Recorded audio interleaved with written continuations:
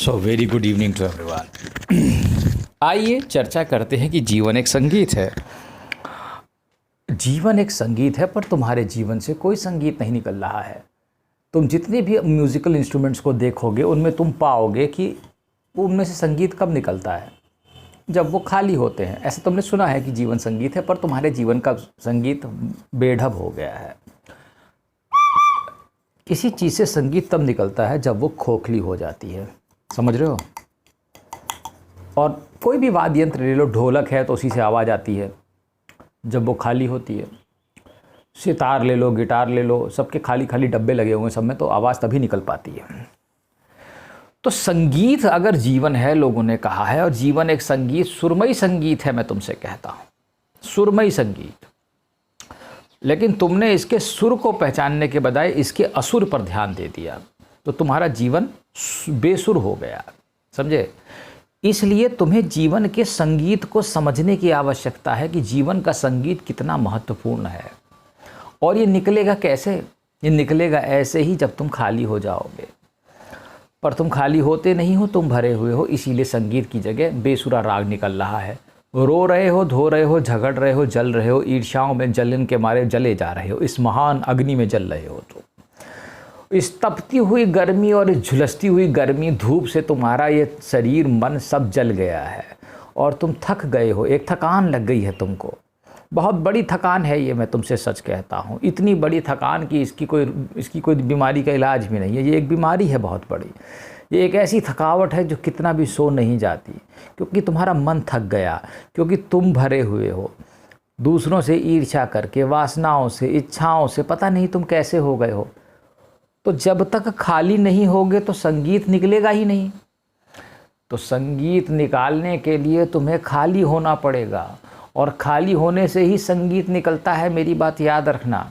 तो खाली कैसे हो गए? सब विचारों सबको उठा के फेंक दो बाहर और खाली हो जाओ। और मैं खाली रहता हूँ, सबसे बड़ी चीज़ है मैं, ये मेरा। इससे अगर तुम अपने आप को निकाल ले गए, मैं तुमसे कहता हूँ तुम्हारे जीवन की बांसुरी बज जाएगी। और बांसुरी से ऐसा संगीत निकलेगा कि सातों स्वर निकलने लगेंगे, सारे गामा पाधा नीसा, और सातों स्वर बजेंगे इसी शरीर में, मैं तुमसे कहता हूँ। लेकिन तभी संगीत सुनाई देगा और प्रीतम दिखाई देगा जब तुम्हारा जीवन अंदर से खाली हो जाएगा। खाली होने के लिए तुम्हें राधा रानी की आवश्यकता पड़ेगी। बिना राधा रानी के कोई खाली नहीं हो सकता। राधा रानी तुम्हें खाली कर देंगे और फिर तुम्हारे जीवन का संगीत निकल आएगा।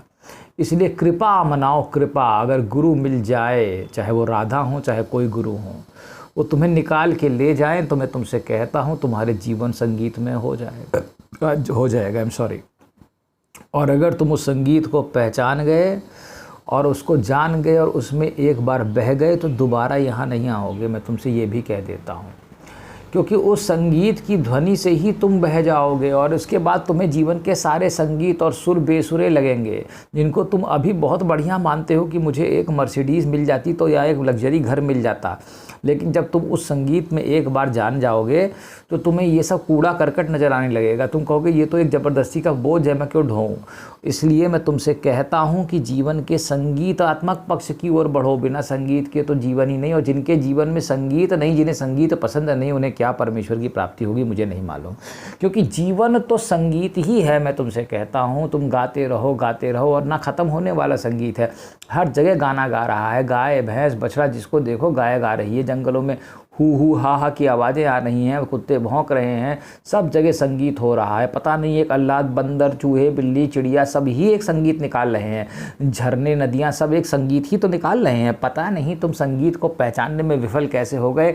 तुमने शायद इस संगीत के उल्टी दिशा में अपनी जीवन धारा बहाई है, इसीलिए तुम्हें इस संगीत का आनंद नहीं मिल पा रहा है।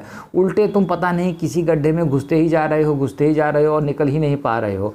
मैं तो समझ ही नहीं पा रहा हूँ कितने उपभोक्तावादी तुम्हारा मानसिकता होती जा रही है। क्यों नहीं तुम सरलता को अपनाना चाहते हो? सरल हो, आनंदित हो, सब कुछ जो है उसमें आनंदित होना सीखो, उसमें संतोष होना सीखो, उसमें संतोष रखिए आप।